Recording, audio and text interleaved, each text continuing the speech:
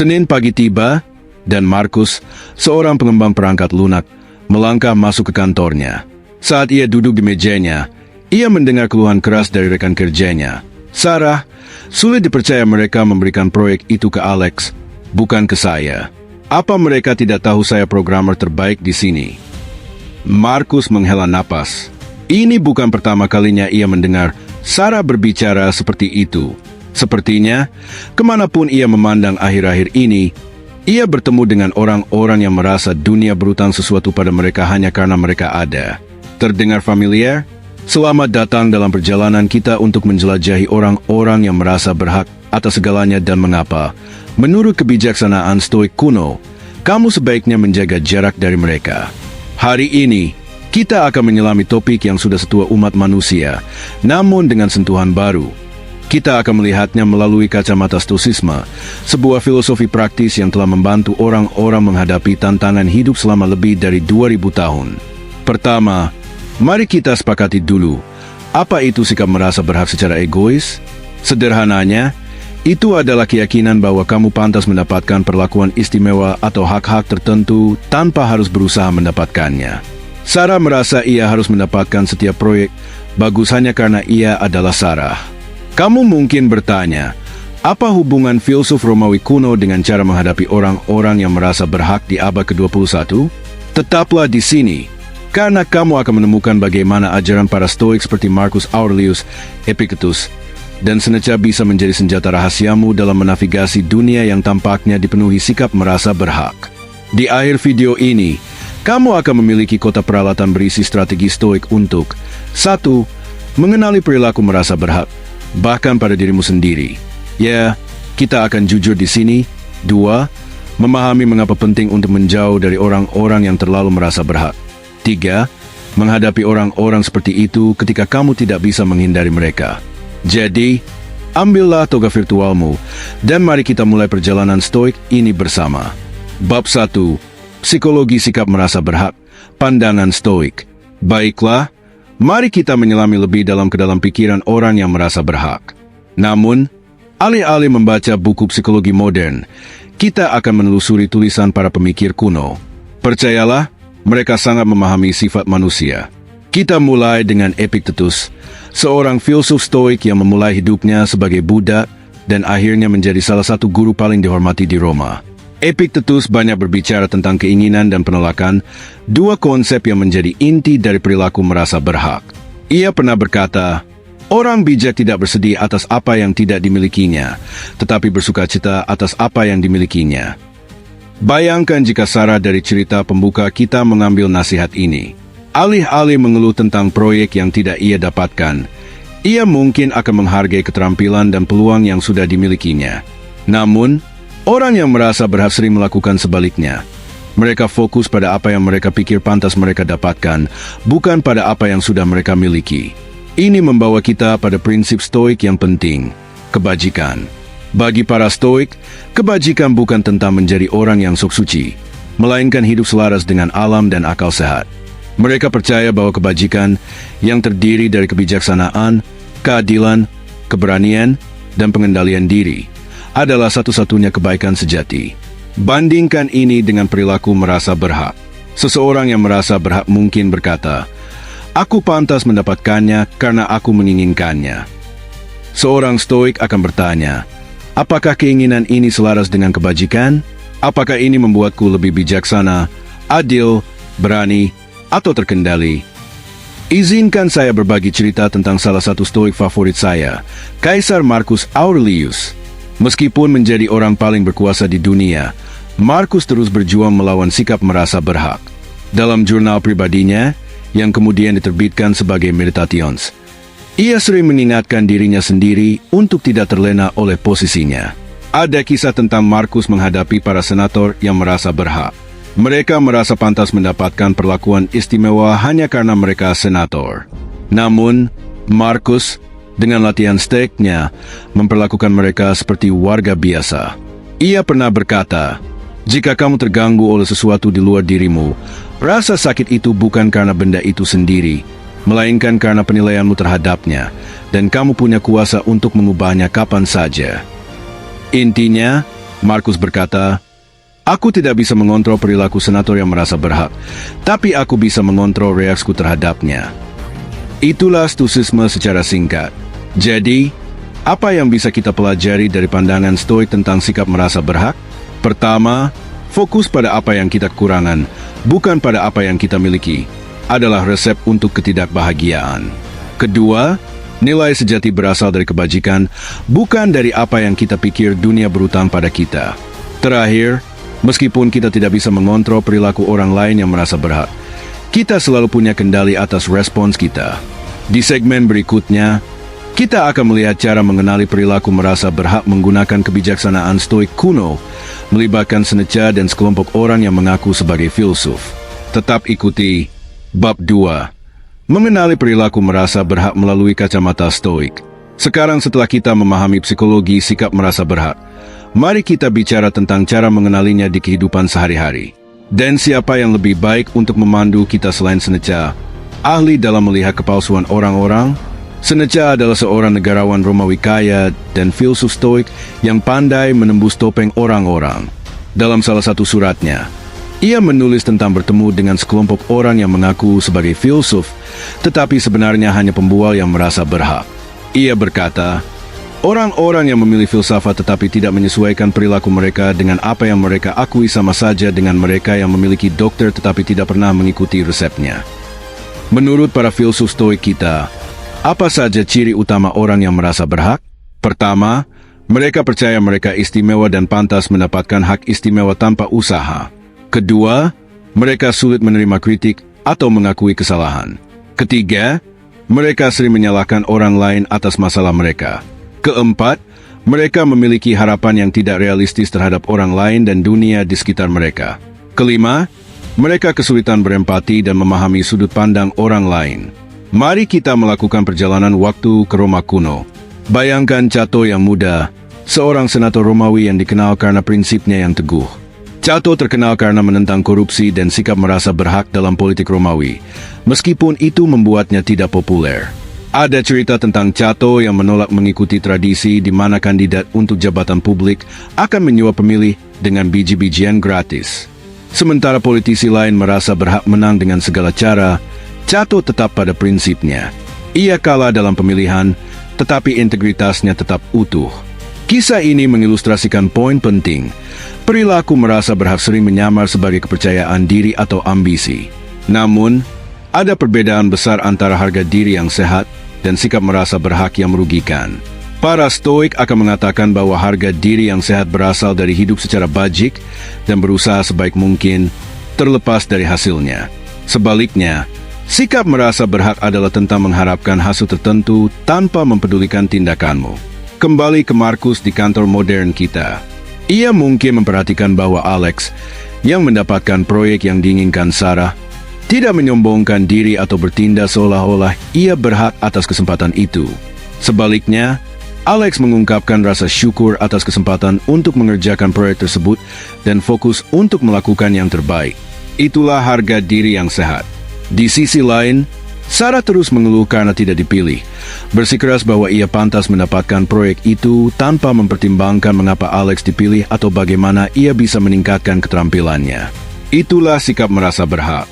Jadi, bagaimana kamu bisa menggunakan kebijaksanaan stoik ini untuk mengenali perilaku merasa berhak dalam hidupmu sendiri? Mulailah dengan memperhatikan bagaimana orang-orang menanggapi kegagalan atau kritik. Apakah mereka merenungkan cara untuk memperbaiki diri, atau langsung menyalahkan orang lain? Apakah mereka mengungkapkan rasa syukur atas apa yang mereka miliki, atau selalu fokus pada apa yang mereka pikir pantas mereka dapatkan? Dan ini bagian yang sulit. Jangan lupa untuk mengarahkan kacamata stoik pada dirimu sendiri. Seperti yang dikatakan Marcus Aurelius, lihatlah ke dalam dirimu. Di dalam dirimu ada sumber kebaikan, dan itu akan terus mengalir jika kamu terus menggalinya. Di segmen berikutnya, kita akan menjelajahi dampak dari orang-orang yang merasa berhak dan bagaimana stoicisme dapat membantu kita menavigasi situasi yang sulit ini. Bersiaplah untuk beberapa strategi stoik praktis yang akan membuat Epictetus bangga. Bab 3. Dampak orang yang merasa berhak. Apa yang akan dilakukan stoik? Menghadapi orang yang merasa berhak bisa melelahkan. Ini seperti mencoba mengisi ember yang bocor. Tidak peduli seberapa banyak yang kamu berikan, itu tidak pernah cukup.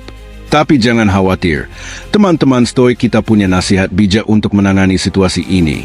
Mari kita mulai dengan salah satu prinsip inti stoicisme. Fokus pada apa yang bisa kita kontrol.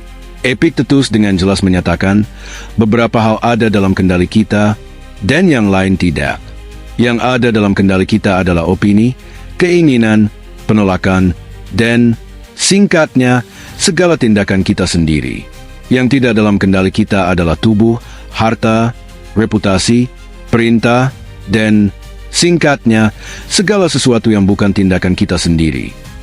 Apa artinya ini ketika kita berhadapan dengan orang yang merasa berhak?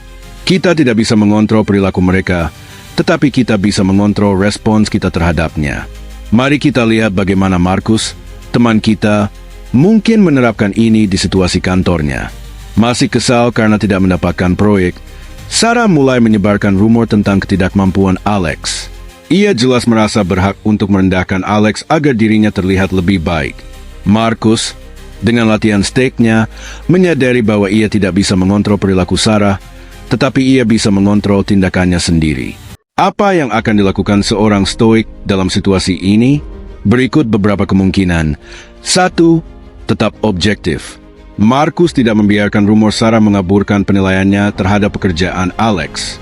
Ia mengevaluasi Alex berdasarkan kinerja sebenarnya, bukan gosip. 2. Menolak ikut campur.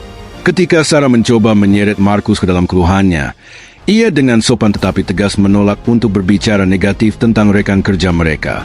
3. Fokus pada kebajikan. Alih-alih terjebak dalam politik kantor, Markus berkonsentrasi untuk melakukan pekerjaannya sebaik mungkin. 4. Berlatih empati. Meskipun tidak memaafkan perilaku Sarah, Markus mencoba memahami ketidakamanan apa yang mungkin mendorongnya. Ini membantunya merespons dengan sabar, bukan marah. Kamu mungkin berpikir, itu bagus, tapi bukankah pendekatan ini membiarkan orang yang merasa berhak menginjak-injak kita? Pertanyaan bagus. Para stoik akan berargumen bahwa kamu sebenarnya berada dalam posisi yang kuat dengan tidak membiarkan perilaku orang yang merasa berhak mengganggu ketenanganmu. Seperti yang dikatakan Marcus Aurelius, kamu punya kuasa atas pikiranmu, bukan peristiwa di luar dirimu. Sadari ini, dan kamu akan menemukan kekuatan. Dengan tetap tenang dan fokus di hadapan perilaku merasa berhak, kamu menjaga integritasmu dan seringkali mendapatkan lebih banyak rasa hormat daripada jika kamu turun ke level mereka. Namun, mari kita jujur, ini tidak selalu mudah. Menghadapi orang yang merasa berhak bisa memengaruhi kesehatan mental dan kesejahteraanmu. Itulah mengapa para stoik juga menekankan pentingnya memilih teman dengan bijak. Seneca menyarankan, bergaullah dengan orang-orang yang kemungkinan akan membuatmu lebih baik. Ia tidak menyarankan kita hanya bergaul dengan orang-orang sempurna, seolah-olah mereka ada. Tetapi kita harus memperhatikan dengan siapa kita menghabiskan waktu. Jadi, apa yang bisa dilakukan stoik modern? Berikut beberapa strategi. 1. Tetapkan batasan yang jelas. Beritahu orang yang merasa berhak perilaku apa yang kamu terima dan tidak terima. Lakukan ini dengan tenang, tanpa kemarahan, tetapi tegas. 2. Batasi paparan. Jika memungkinkan, kurangi waktu yang kamu habiskan dengan individu yang sangat merasa berhak. Kamu tidak harus memutus hubungan sepenuhnya, tetapi perhatikan seberapa banyak energi mereka yang kamu konsumsi. 3. Cari pengaruh positif. Kembangkan hubungan dengan orang-orang yang menginspirasimu untuk menjadi versi terbaik dari dirimu. 4. Jaga diri sendiri. Luangkan waktu untuk mengisi ulang dan memperkuat nilai-nilai serta perspektifmu. Ini bisa melibatkan menulis jurnal, meditasi, atau sekadar menghabiskan waktu di alam. 5. Gunakan perilaku merasa berhak sebagai alat pembelajaran. Saat kamu menghadapinya, gunakan untuk merenungkan sikap dan perilakumu sendiri. Apakah ada area di mana kamu mungkin tanpa sadar merasa berhak? Ingat, tujuannya bukan untuk menghilangkan semua orang bermasalah dari hidupmu. Itu pun tidak mungkin atau bahkan diinginkan. Seperti yang dikatakan Marcus Aurelius, seni hidup lebih mirip gulat daripada menari. Tantangan adalah bagian dari apa yang membantu kita tumbuh. Sebaliknya, Pendekatan stoik adalah tentang mengembangkan ketahanan batin untuk menghadapi perilaku merasa berhak secara efektif tanpa membiarkannya mengganggu kedamaian pikiranmu atau mengorbankan prinsipmu. Bab 4. Mengapa menghindari orang yang merasa berhak itu penting? Kebijaksanaan stoik tentang hubungan. Bayangkan ini, kamu di Roma kuno dan kamu adalah Lucius, seorang pedagang muda yang mencoba merintis jalan di pasar yang ramai. Kamu punya pilihan. Di satu sisi, ada Quintus, seorang pedagang mencolok yang terkenal dengan klaim-klaim besarnya dan keyakinan bahwa ia adalah anugerah dewa bagi perdagangan. Di sisi lain, ada Claudia, seorang pebisnis yang pendiam namun dihormati, yang memperlakukan pelanggan dan sesama pedagang dengan hormat yang sama. Jika kamu mencari nasihat, kamu mungkin akan beralih ke Epictetus, mantan Buddha yang menjadi guru stoik terkenal. Epictetus kemungkinan akan mengingatkanmu pada salah satu ajarannya. Kuncinya adalah hanya bergaul dengan orang-orang yang mengangkatmu, yang kehadirannya memanggil versi terbaik dari dirimu. Ini diterjemahkan ke dalam ide sederhana namun kuat di dunia modern kita. Orang-orang yang kita pilih untuk berada di sekitar kita membentuk siapa kita. Jadi, mengapa penting untuk menghindari orang yang merasa berhak? Mari kita uraikan dengan sebuah cerita. Temui Elena, seorang desainer grafis berbakat yang baru memulai karirnya. Ia mendapatkan pekerjaan impian di sebuah agensi periklanan yang keren dan sangat antusias untuk bekerja bersama para profesional kreatif. Namun, ia segera menyadari bahwa rekan timnya, Alex, punya kebiasaan mengklaim ide orang lain dan menuntut perlakuan istimewa dari bos mereka. Pada awalnya, Elena mencoba mengabaikannya, berpikir itu hanya bagian dari industri yang kompetitif. Namun, seiring waktu, ia menjadi lebih stres, mulai meragukan kemampuannya, dan bahkan mulai meniru beberapa perilaku merasa berhak Alex untuk bisa bersaing. Disinilah Seneca akan ikut campur. Dalam salah satu suratnya kepada anak didiknya, Lucilius, Seneca menulis, "Bergaulah dengan mereka yang akan membuatmu menjadi orang yang lebih baik. Sambut mereka yang kamu sendiri bisa perbaiki." Prosesnya saling menguntungkan, karena manusia belajar sambil mengajar. Kisah Elena mengilustrasikan mengapa menjauhkan diri dari orang yang merasa berhak selaras dengan prinsip stoik tentang kebajikan. Para stoik percaya bahwa kebahagiaan sejati berasal dari menjalani hidup yang penuh dengan kebajikan, kebijaksanaan, keadilan, keberanian, dan pengendalian diri. Orang-orang yang merasa berhak, dengan fokus mereka yang terus-menerus pada apa yang mereka pikir pantas mereka dapatkan, seringkali menarik kita menjauh dari kebajikan ini. Pikirkan, seberapa sering kamu merasa harus mengorbankan nilai-nilaimu atau merasa lelah setelah menghabiskan waktu dengan seseorang yang selalu mengutamakan keinginannya? Ini seperti mencoba mengisi ember yang bocor. Tidak peduli seberapa banyak kebaikan atau kebajikan yang kamu tuangkan, itu akan terkuras di hadapan sikap merasa berhak. Tapi inilah intinya.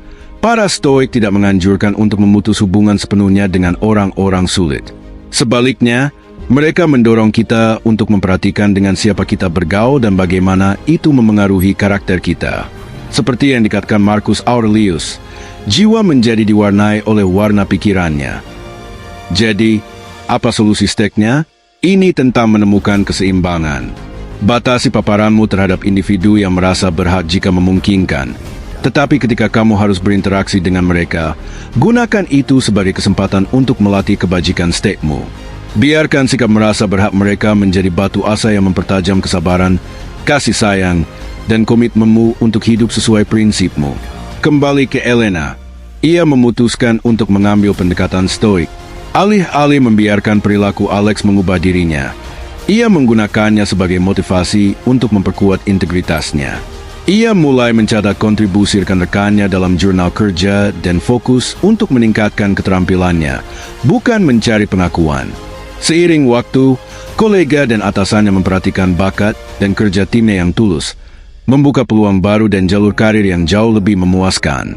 Pelajarannya adalah, dengan memilih untuk lebih banyak bergaul dengan mereka yang menginspirasimu untuk menjadi versi terbaik dari dirimu dan belajar menavigasi interaksi dengan individu yang merasa berhak tanpa mengorbankan nilai-nilaimu, kamu menciptakan lingkungan yang memelihara pertumbuhan dan kebahagiaanmu. Ini bukan tentang menghindari semua orang bermasalah, tetapi tentang menjadi sengaja dengan hubunganmu dan menggunakan setiap interaksi untuk mempraktikkan kebijaksanaan stoik. Bab 5. Strategi stoik untuk menghadapi orang yang merasa berhak. Baiklah, para stoik dalam pelatihan, mari kita gulung dengan toga kita dan selami beberapa strategi praktis untuk menghadapi orang yang merasa berhak. Tapi pertama-tama, izinkan saya bercerita tentang Markus, bukan kaisar kali ini, melainkan pejuang kantor modern kita. Markus telah bekerja dengan luar biasa di pekerjaannya sebagai pengembang perangkat lunak. Secara konsisten menghasilkan kode berkualitas tinggi lebih cepat dari jadwal. Ia bahkan memberi isyarat kepada bosnya tentang memimpin proyek besar berikutnya. Tapi, ada kejutan dalam cerita kita. Masuklah Lucia, karyawan baru dengan resume mengesankan dan rasa berhak yang lebih mengesankan lagi. Pada hari pertamanya, Lucia mengumumkan kepada tim bahwa ia berharap menjadi pemimpin proyek dalam sebulan karena, menurutnya, itulah peran yang pantas saya dapatkan dengan pengalaman saya. Markus merasa perutnya mual. Ia telah bekerja keras untuk peluang ini, dan sekarang pendatang baru ini berpikir ia bisa begitu saja masuk dan mengklaimnya. Disinilah latihan stoik kita dimulai. Mari kita jelajahi bagaimana Markus bisa menangani situasi ini menggunakan teknik stoik yang telah teruji waktu. Visualisasi negatif. Ini adalah praktik stoik klasik untuk membayangkan skenario terburuk agar siap menghadapinya. Seneca sangat menyukai ini. Ia berkata, ia merampas kekuatan dari kesulitan saat ini yang telah mempersiapkan kedatangannya terlebih dahulu. Jadi, Markus meluangkan waktu untuk membayangkan apa yang akan terjadi jika Lucia benar-benar mendapatkan peran pemimpin proyek. Ia menyadari bahwa, meskipun mengecewakan, itu bukan akhir dunia. Ia masih akan memiliki pekerjaannya, keterampilannya, dan peluang di masa depan. Latihan mental ini membantu mengurangi kecemasannya dan membuatnya lebih tenang. Fokus pada apa yang bisa dikontrol. Ini langsung dari buku pegangan Epictetus. Ia mengajarkan beberapa hal ada dalam kendali kita dan yang lain tidak. Markus menyadari bahwa ia tidak bisa mengontrol perilaku Lucia atau keputusan bosnya. Yang bisa ia kontrol adalah tindakan dan responsnya sendiri. Ia terus melakukan pekerjaan luar biasa, mendokumentasikan kontribusinya dengan jelas, dan mengomunikasikan tujuan karirnya kepada bosnya. Mempraktikkan kebajikan di hadapan sikap merasa berhak. Ingat, kebajikan adalah satu-satunya kebaikan sejati bagi para stoik. Marcus Aurelius menulis dalam Meditations, lakukan saja yang benar. Sisanya tidak penting. Markus modern kita memilih untuk mengambil jalan yang mulia. Alih-alih mencela Lucia atau mencoba melemahkannya, ia memilih untuk menjadi pemain tim. Ia bahkan menawarkan bantuan kepada Lucia untuk memahami alur kerja dan standar pengkodean tim, menunjukkan kepemimpinan melalui tindakan, bukan sikap merasa berhak. Seni reframing stoik ini melibatkan melihat situasi dari perspektif yang berbeda. Epictetus menyarankan, segala sesuatu memiliki dua pegangan, satu yang bisa digunakan untuk membawanya, dan satu lagi yang tidak bisa. Markus mencoba memandang ulang perilaku Lucia. Mungkin sikap merasa berhaknya berasal dari ketidakamanan di pekerjaan baru. Mungkin ia diajarkan bahwa ini adalah cara bertindak di lingkungan korporat. Perspektif ini membantu Markus merespons dengan empati, bukan kemarahan. Menetapkan batasan dengan ketenangan stoik. Para stoik sangat tentang menjaga ketenangan, tetapi itu tidak berarti menjadi penutup. Ini tentang menetapkan batasan dengan tenang dan tegas. Ketika Lucia mencoba mengambil kredit atas salah satu ide Markus dalam rapat tim, ia dengan tenang berkata, "Saya senang kamu setuju dengan pendekatan yang saya usulkan minggu lalu. Saya dengan senang hati akan menjelaskan lebih lanjut tentang bagaimana saya mengembangkannya." Tidak ada kemarahan, tidak ada tuduhan, hanya pernyataan yang lugas dan faktual. Maju beberapa minggu kemudian, berkat pendekatan steaknya, Markus telah mempertahankan kenangannya dan terus unggul dalam pekerjaannya. Bosnya, yang memperhatikan kinerjanya yang konsisten dan penanganan dinamika tim yang matang, memutuskan untuk menjadikan Markus pemimpin proyek. Tapi, ada kejutan lagi. Bosnya juga meminta Markus untuk membimbing Lucia, melihat potensi dalam keterampilannya meskipun sikap merasa berhaknya.